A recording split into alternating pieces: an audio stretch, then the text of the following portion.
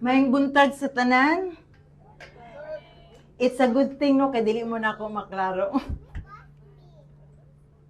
Okay, may buntag sa tanan. I'm happy that you are here this morning. Welcome home. Welcome to Rizal Church, especially for our first timer. Okay, since no, atong naistoryahan ang prayer and fasting, and we are approaching to our prayer and fasting. So I guess it is fair to talk about prayer. Okay na sa inyo? Okay, so as we all know, no, prayer is a direct line of communication with our Heavenly Father. As believer, for us believer, it is our way for us to express your thoughts, your feelings, your desire and need of God. And it is a way to seek God for His guidance, His forgiveness, and thanksgiving. Throughout the Bible, prayer is depicted as a vital aspect of the faith walk. Tama ba? It is a vital aspect of our faith walk. From the numerous examples of individuals and communities calling upon God in times of joy, sorrow, need, and praise. And as Christians, we have faced many hardships and challenges. Kinsa kaha ninyo diri ang wala naka-experience anak kay mo na ko iampo sa inyo. Now we face many hardship and challenges from your personal struggles to societal issues. And these challenges may seem overwhelming, leading us helpless and hopeless.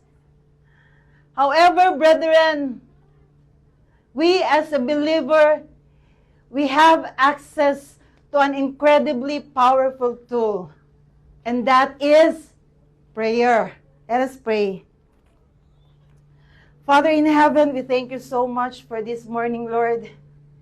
Lord, thank you so much for this privilege to be with your people, Lord God, facing them, O Lord.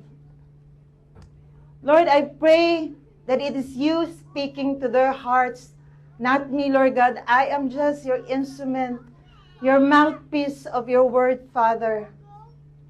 Lord, speak to each and every one of us, O God. Let your word minister to us. Let your word remind us. Let your word continue to have this desire of knowing you, having that communication with you, Father, being intimate with you, O Lord. Lord, I commit to you the rest of this hour as I speak of your word, Lord, that you will be with us in the midst of this, Father. Thank you so much. I commit to you everything. In Jesus' name I pray. Amen.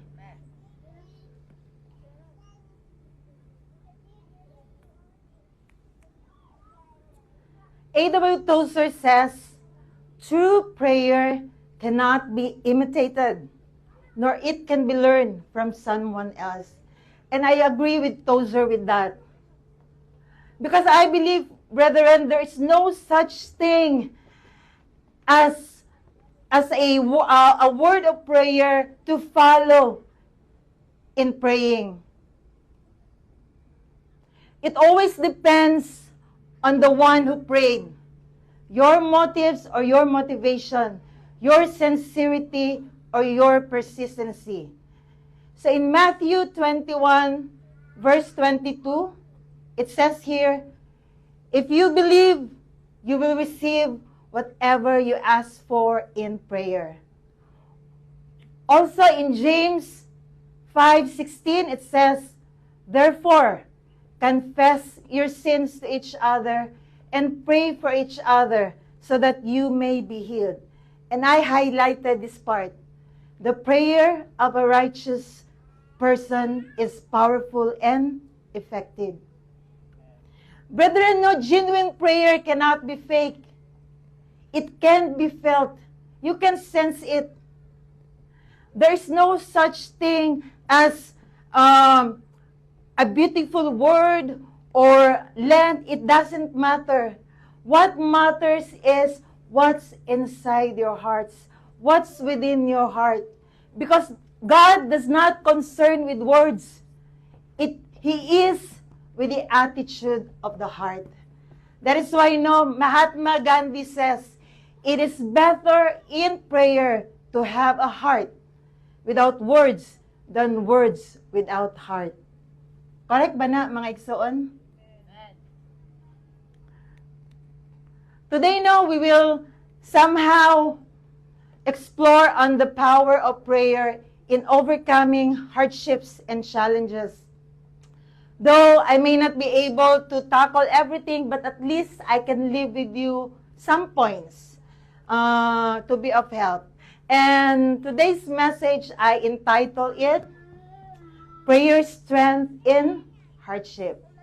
So to give you an overview, prayer holds significant importance in providing strength and comfort during difficult times for many individuals.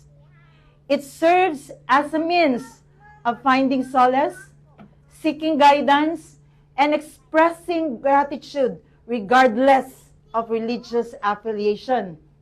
So the act of prayer allows people to connect with a higher power, find inner peace, and feel supported by spiritual presence. That's why many people turn to prayer during times of hardship to seek resilience, hope, and a sense of purpose, which can ultimately help them navigate and overcome challenges. Additionally, the practice of prayer often fosters a sense of community and support as individuals come together collectively to seek strength and comfort during trying times. That's why, brethren, it is very important for you to be part of an accountability group. It is very important, brethren, mo dyan na siya mo ginabalik-balik that you have to join. Don't be just a Sunday goer. Don't be just a church goer. Be a part of an accountability group. Because it is where you share. It is where you express your fear, your anxiety, everything. And you will be assured that all those problems that you will be able to share within that group will be kept safe. And this group will eventually help you, encourage you, and you will pray for each other. That's why it is very important to be in a accountability group. Also, we are also encouraging you to join us every prayer gathering, every Saturday with our morning prayer watch.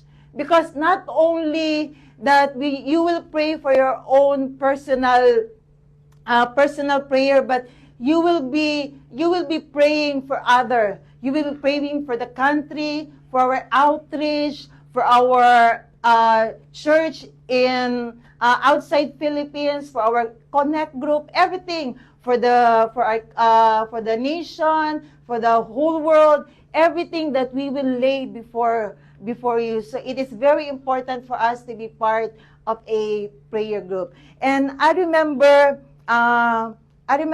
Sir Sunny telling us before na kung ato manggaling walk sa Ginoo gakaluyan na.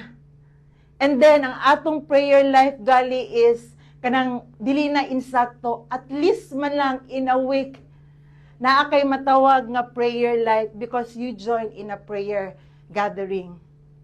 Because friend, it is only the time nga may strengthen ta if we have that time with the Lord. Walay maayong tao kung walay relasyon diha nga maayo sa Ginoo. That's why I encourage you to be a part of a prayer group. And then overall, prayer serves as a powerful tool for many to find emotional, mental, and spiritual fortitude in the face of adversity. That is why Jesus encourages us in Isaiah 41:10, So do not fear, for I am with you. Do not be dismayed, for I am your God. I will strengthen you and help you. I will uphold you with my righteous right hand. In this promise of Jesus, na you are being assured by His guidance and protection. Also, through prayer, we have examples of how it has helped individuals face adversity and find resilience. One is personal healing. So it is finding strength and comfort through prayer during illness or recovery from your injury. Next is coping with loss. Now, recently, my aunt died. And for, I guess, almost 8 years, it was the first time for her to mention the name of my cousin. Kumbaga sa iyang last breath. Because for a mother, or for a parent, nga kumbaga, nakita nimo or nauna sa imong child, only child. Baga for a parent, but nga mauna sa lahi, I'm not a parent, so but then I can empathize. I can feel how it is for a parent, especially for a mother losing someone. Because this cousin is my close cousin. So, and she is the only child. And kumbaga you cannot see emotion from my aunt at that time. Kumbaga, flat affect kay siya. And then, kumbaga, iyang gisiradan ang iyang world as if walay nahitabo, as if wala nag-move ang tanan. Murabitot ang iyang mind set niya ang before lang nga wala na, because she experienced the pain of my cousin for so long. Kumbaga nakakita siya sa suffering sa kong cousin. That is why when my cousin died before her, gisaradan niya iyang self, iyang world. And then, I don't know if my memory serves me right, I guess wala siya ni join, ana. Murag wala siya, dagan siya balibad to be part once na amo ng gilubong ang akong cousin. So, it's really hard. And that was the first time nga gimension niya akong cousin katong mamatay na siya. Manang miingon sila, siguro gisundo na daw siya sa akong cousin. Di ba? Mama nakasagara, atong madunggan sa mga mamatay. Manawag na sila mga person because matod pa, ginasundo na lagi daw sila. So, that was the first time nga iyang na-mention sa pangalan sa akong cousin. And then, next is overcoming addiction. So, dagang klase sa addiction, brethren, naatay substance addiction, napatay non-substance. O kanang non-substance, siguro kabaluta, unsa ng number 1, ana? Unsa ang number 1 non-substance addiction? It is our cellphone. Daggan kay ta, atong mata na apirmi sa atong cellphone. Murag dili kompleto itong kinabuhi karon kung wala tay cellphone. That's our non-substance addiction. And then individuals struggling with addiction, prayer has provided a source of inner strength and determination to overcome their habits. It serves as a guiding force in their journey towards recovery. And the next is finding purpose in adversity. It helps individuals seek guidance and clarity during challenging times, helping them find a sense of purpose and meaning in their struggles. Diba? Walay mga pagsulay nga walay lesson nga ginahatag sa ato. Every struggles, every hardship, every challenges, there's always a lesson nga atong makuha. There's always a message given to us by God why we have to experience such thing. Wala na siya diha gihatag sa ato para pasakitan ta sa Ginoo, para lang magkaunsa-unsa to kinabuhi, kundili I hope we take it positively. I hope our mindset, our perspective is always right when we undergo struggle, when we undergo challenges, because there's always a message in every challenges, and I hope we learn from all of this. And then last is building mental resilience. It is helping individuals cope with stress, anxiety, and depression. The act of praying can provide a sense of peace and calms. So these examples demonstrated how prayer can have a profound impact on an individual's ability to face adversity and find resilience, providing a source of strength and comfort in various aspects of life. And as we dive into the Bible, you can also see how prayer has been used to overcome seemingly impossible situation. Like in the book of Daniel chapter 6. I guess you are all familiar with Daniel, no? Daniel is he is a good man, a right hand of the king. But he was facing persecution among his co-workers. So he was facing persecution, but he remains steadfast with his belief and does not compromise with his faith, even when he is serving a pagan god. So, di ba? Kay ano man siya, naaman siya sa lain nga nation ani. And the king is he doesn't believe with the God of Daniel. So he's a pagan god. That's why the iyang mga co-workers is jealous of him. So they persecuted him. And out of their jealousy, they tricked the king. So, di ba? They tricked the king for him to be thrown in the lion's den. So, very familiar na sa atin. Even the kids knows that. He was thrown into the lion's den. Yet, Daniel remains faithful in prayer, trusting in God's protection and deliverance. And indeed, di ba? God intervened. He was out of that lion's den, kumbaga, unharmed.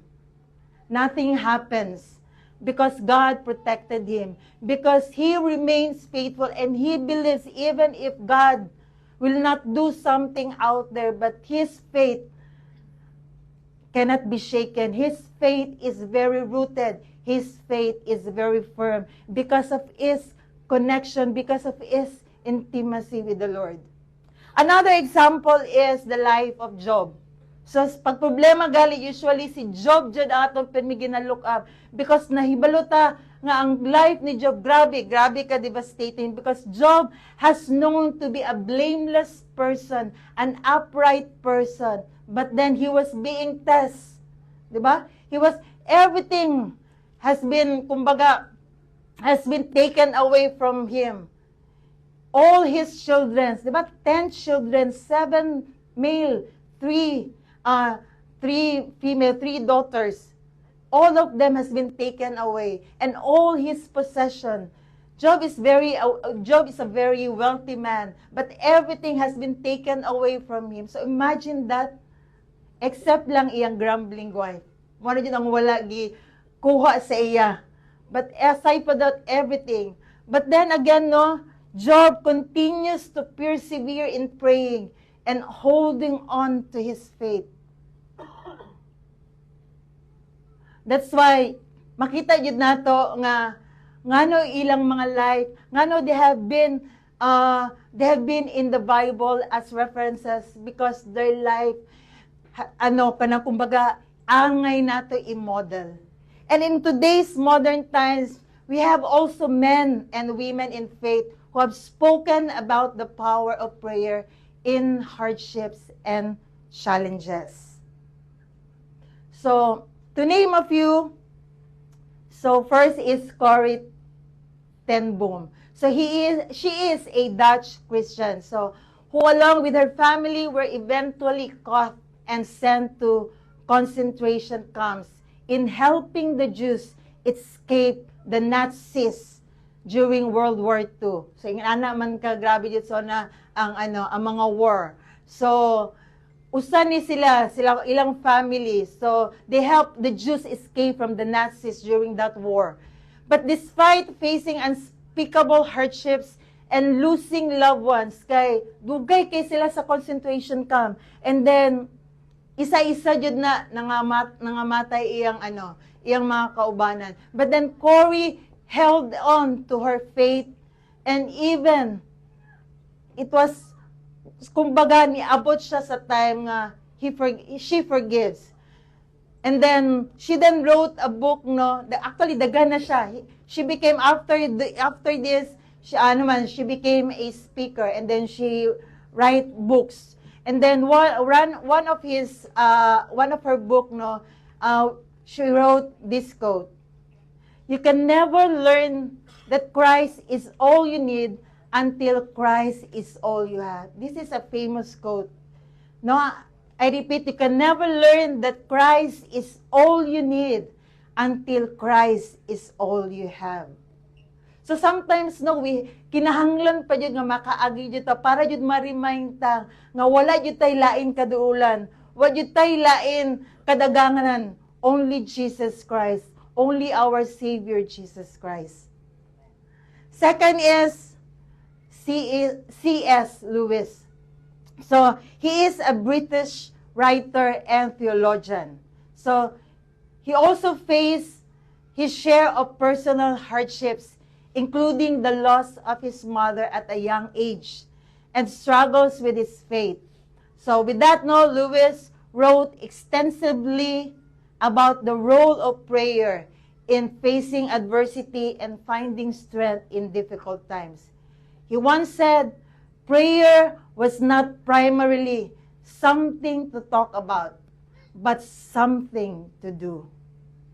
Kano mo na, friends? Prayer is not something to talk about, but something to do. You have to pray. It is an action.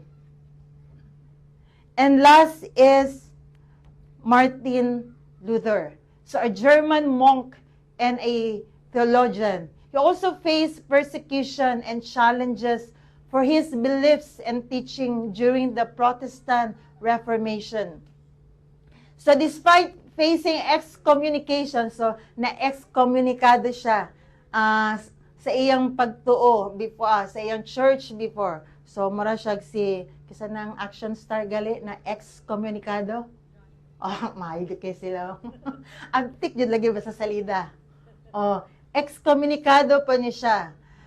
But then despite that, Luther stood firm in his convictions and paved the way for a new branch of Christianity. So he said in one of his writings, "To be Christian without prayer is no more possible than to be alive without breathing." Ba? Kung Kristohanon manggali ta nga dili tagampo, imposible jud. Ang pag-ampo, it is our power source. It is our oxygen. That is why if you don't have a prayer life, it's as if you don't breathe. Di ta kaginawa kung wala tay prayer life.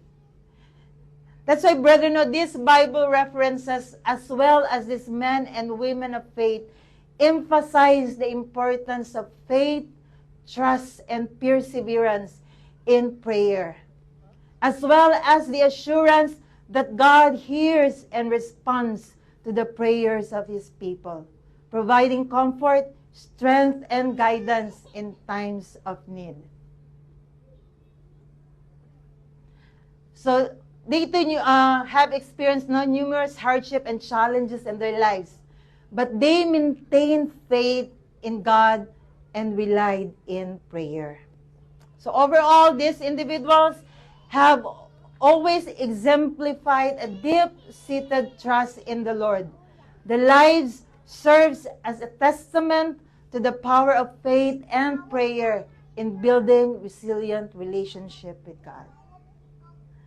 In prayer, brethren, there are also common misconception and skepticism surrounding the effectiveness of prayer in overcoming hardship.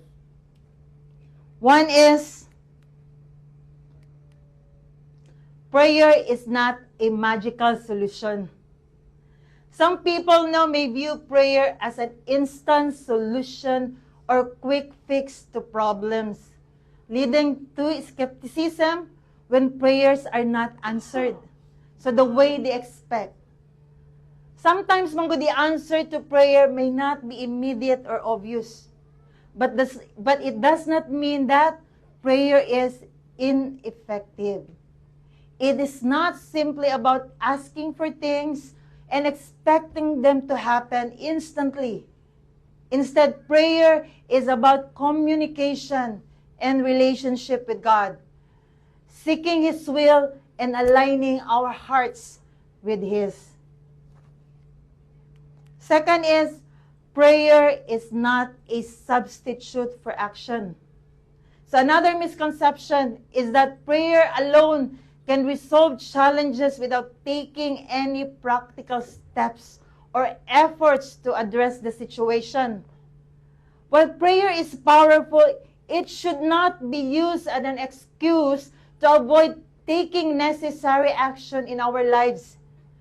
Prayer should inspire and guide our spirits, our actions, leading us to make positive decisions and carry out God's will in the world. Because prayer and action work hand in hand to bring about positive change and transformation. Next is, prayer does not guarantee specific outcomes. People may become skeptical of prayer when their specific requests do not seem to be fulfilled. Although no, we can petition God for our desires and need in prayer, the outcome is ultimately up to His divine wisdom and plan. Sometimes God's answer may be different from what we expect, but we can trust that God, His ways are higher, and His plans are always for our ultimate good. It's normal for us to plan. Of course, lain man sad nga dili ta magplano. Magplano man jud ta. But then again, even if we have our plan, we all lay it to God. Because when we have our plan, it must have to have His blessing. Kumbaga, we have this confidence in us that this plan that we made, that these plans that we have in our mind is also what God wants for us. That is why it is very important, though we plan, we still need to, lay it before God if it is His will for us.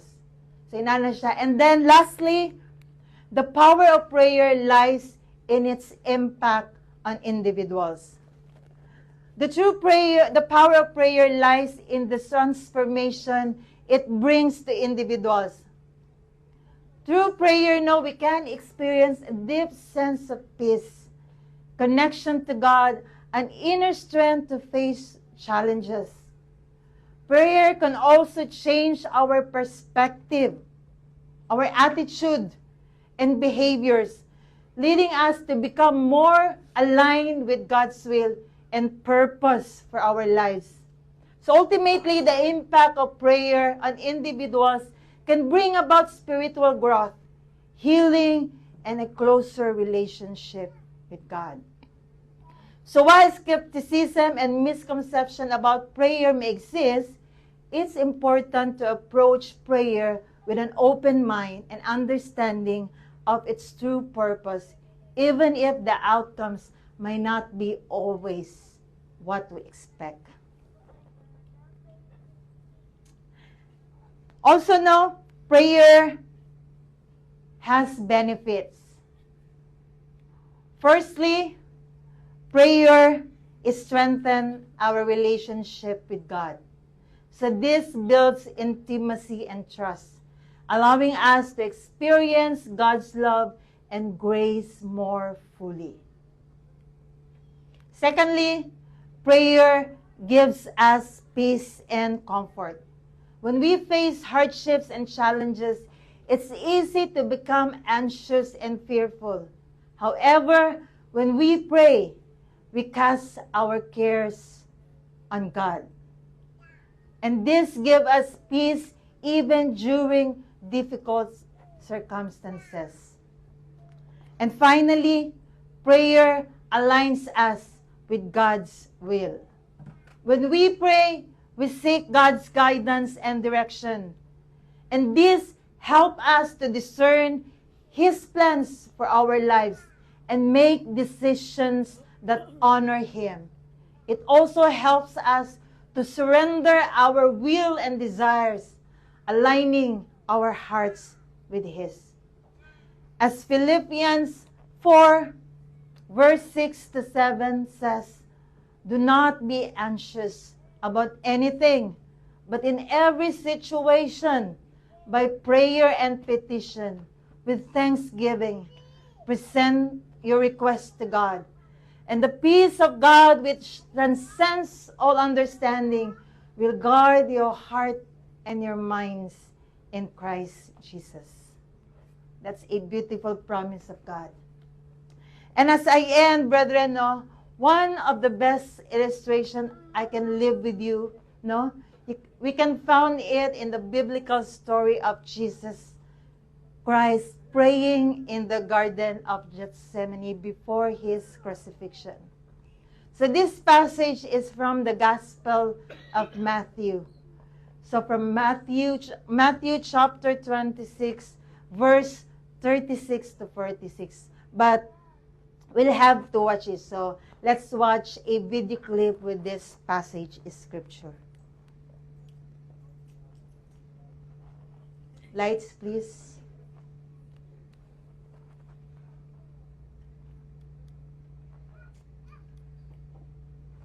Then Jesus went with his disciples to a place called Gethsemane. And he said to them, "Sit here while I go over there and pray." He took Peter and the two sons of Zebedee along with him, and he began to be sorrowful and troubled. Then he said to them, "My soul is overwhelmed with sorrow to the point of death. Stay here and keep watch with me." Going a little farther, he fell with his face to the ground and prayed, "My Father, if it is possible, may this cup be taken from me. Yet not as I will, but as you will." Then he returned to his disciples and found them sleeping. "Couldn't you men keep watch with me for 1 hour?" he asked Peter. "Watch and pray so that you will not fall into temptation. The spirit is willing, but the flesh is weak." He went away a second time and prayed, "My Father, if it is not possible for this cup to be taken away unless I drink it, may your will be done." When he came back, he again found them sleeping because their eyes were heavy. So he left them and went away once more and prayed the third time, saying the same thing. Then he returned to the disciples and said to them, "Are you still sleeping and resting? Look, the hour has come, and the Son of Man is delivered into the hands of..."